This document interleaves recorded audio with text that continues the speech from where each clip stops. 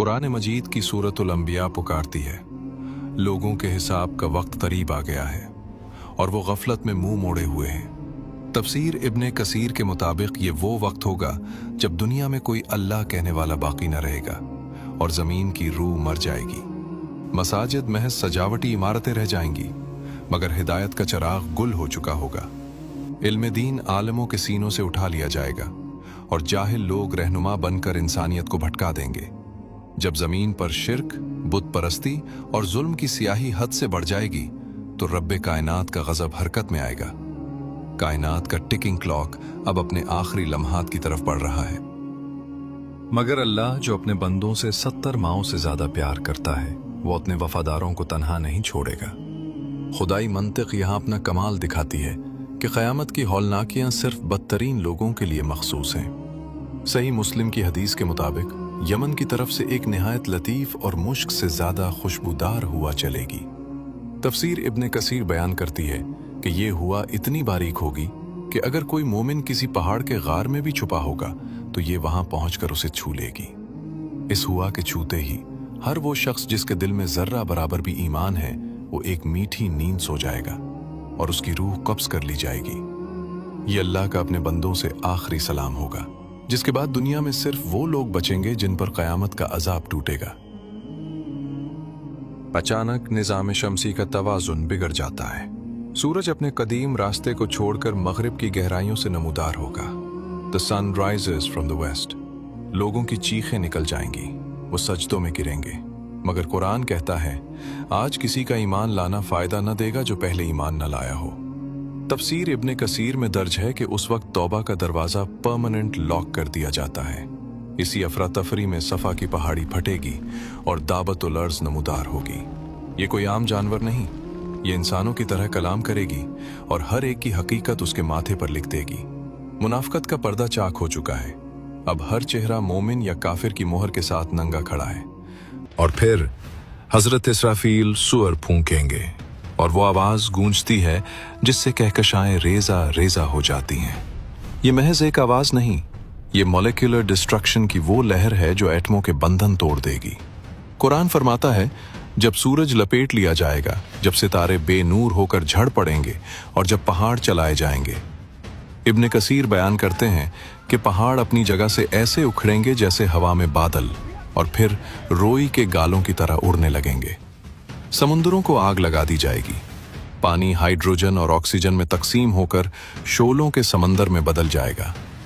आसमान सुर्ख चमड़े की तरह फट जाएगा और पूरी कायनात एक लामतनाही खला में तब्दील हो जाएगी। बरसों की खामोशी के बाद दूसरा सूर फूंका जाता है और जमीन अपने मुर्दों को बाहर उगल देती है।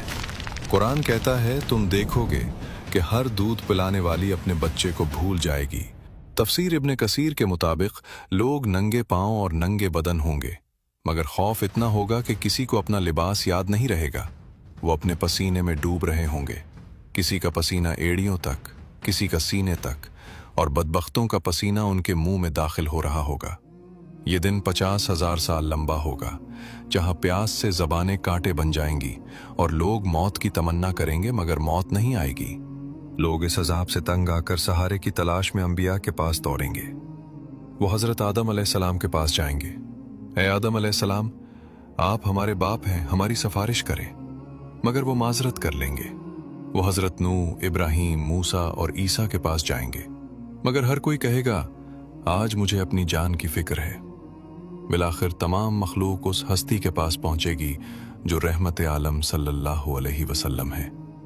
हजरत मोहम्मद सल्लल्लाहु अलैहि वसल्लम फरमाएंगे, मैं हूं इस काम के लिए, और अर्श के नीचे सजदे में गिरकर अपने रब से ऐसी हम्द बयान करेंगे जो पहले किसी ने नहीं की। अल्लाह फरमाएगा, ऐ मोहम्मद सल्लल्लाहु अलैहि वसल्लम, अपना सर उठाएं, मांगे, क्या मांगते हैं? आज आपकी शफाअत कबूल की जाएगी। और हर इंसान का नामा अमाल हमने उसके गले में लटका दिया है और क़यामत के दिन हम उसके लिए एक किताब निकालेंगे जिसे वो खुला हुआ पाएगा। तसव्वुर कीजिए, करोड़ों किताबें परिंदों की तरह फजा में उड़ रही हैं। मोमिन बेताबी से इंतजार कर रहा है और फिर उसका नामा अमाल उसके दाएं हाथ में थमा दिया जाता है। वो खुशी से पागल होकर चीखता है, हाम इक़राऊ किताबिया, दूसरी तरफ बदबख्त गुनाहगार और मुशरिक है। वो अपना बायां हाथ पीछे छुपाने की कोशिश करेगा, मगर उसका नामा आमाल उसकी पीठ के पीछे से उसके बाएं हाथ में थमा दिया जाएगा। अब बारी है मीज़ान की, वो तराजू जो अदल व इंसाफ की आखिरी हद है। अल्लाह फरमाता है, और हम क़यामत के दिन अदल के तराजू कायम करेंगे, फिर किसी पर जर्रा बराबर जुल्म नहीं किया जाएगा। तफसीर इब्ने कसीर के मुताबिक ये एक हकीकी तराजू होगा जिसके दो पल्ले होंगे। इसमें न सिर्फ आमाल तोले जाएंगे बल्कि आमाल नामे के कागज और खुद साहिब अमल को भी तोला जा सकता है। एक पलड़े में पहाड़ जैसी नेकियां रखी जाएंगी और दूसरे पलड़े में सिर्फ एक कागज का टुकड़ा जिस पर ला इलाहा इल्लल्लाह लिखा होगा। अगर ये कलमा खुलूस दिल से होगा तो ये पूरी कायनात की नेकियों पर भारी पड़ जाएगा। मीज़ान की सुई का जर्रा बराबर झुकाव अबदियत का फैसला कर देगा। अब वो मरहला है जहां से वापसी का कोई रास्ता नहीं। पुल सिरात, जहन्नम की काली आग के ऊपर बिछाया गया ये रास्ता बाल से ज्यादा बारीक और तलवार से ज्यादा तेज है। तफसीर इब्ने कसीर बयान करती है कि इस पर कोकालीब लोहे के बड़े हिक्स लगे हैं जो गुनाहगारों को अचक रहे हैं। अंधेरा इतना कि अपना हाथ भी नजर ना आए, सिर्फ नूर काम आएगी। कुछ लोग बिजली की कड़क की तरह पार कर जाएंगे, कुछ तेज हवा की तरह, कुछ तेज घोड़े की तरह। मोमिन पुकार रहा होगा, रब्बना अतमिम लना नूरना, ऐ हमारे रब हमारा नूर मुकम्मल कर दे। नीचे से जहन्नम की भूख पुकार रही होगी, जालिमों और मुशरिकों के पांव फिसलेंगे। वो उन हिक्स में फंसकर उल्टे जहन्नम की गहराइयों में गिर रहे होंगे। गिरने वालों की चीखें और जहन्नम का धाड़ना कायनात का सबसे हौलनाक मंजर होगा। जो पुल सिरात पार कर गया उसके सामने जन्नत के 8 दरवाजे खुल जाएंगे। ऐसी नेमतें जो न किसी आंख ने देखी, न किसी कान ने सुनी, न किसी इंसान के दिल पर उनका गुमान गुजरा।